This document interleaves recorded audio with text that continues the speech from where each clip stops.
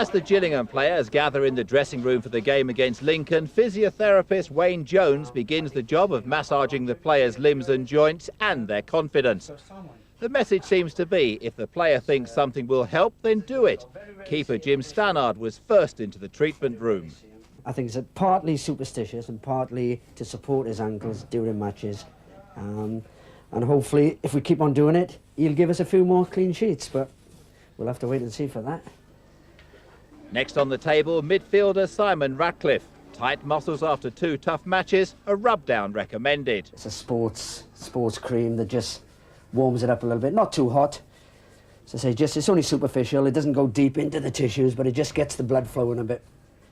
Hey, Wayne's working. How's it, boys? Just sit down and be quiet, you butler. Enter defender Tony Butler. He's got a hairline fracture at the base of his spine, but it's not as serious as it sounds. It's just a case of, just means your back aches all the time. And it's just a case of resting it to get better. But like as Wayne just said before, no one really wants to be out of this team at the moment. As I said, hopefully. It's an injury, Jeff, where it is painful, but if you can put up with the pain and get through the match, you're not going to do any more damage to it.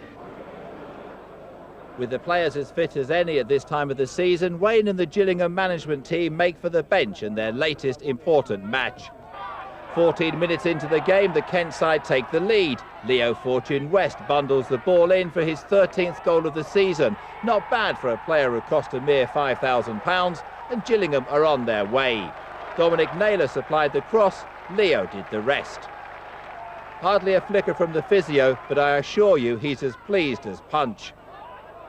He's much more animated when one of his players gets hurt. Seconds before half-time, skipper David Martin is injured in a tackle. Wayne rushes on to find out the damage, and he's wearing our microphone. Let's have a look, Dave. Stay there. Let's have a look. Dave, all right, Dave, I'm not going to touch you. He says he's all right, but he's wrong. The stretcher comes on, a deep cut on the leg means hospital, and it hurts. Hey, leave it there. It's not. Hey, put it there. Minutes later, David Martin is heading for the ambulance and on his way to hospital. The Gillingham team reorganises at half-time, but it's 8 minutes from the final whistle before they make sure of victory. Steve Butler sets it up. Simon Ratcliffe scores a cracker. The earlier work of the physio on his legs obviously did the trick. Match over, Gillingham 2, Lincoln 0, and Gillingham 5 points clear at the top of the table. And the warrior, Dave Martin, is back from hospital. They've stitched me up. I've had about 12 stitches in my ankle. And hopefully it'll be all right for next week. Obviously I'm suspended next week, but it'll be all right to train. A knock in the face for the opening scorer was the only other problem for the physio.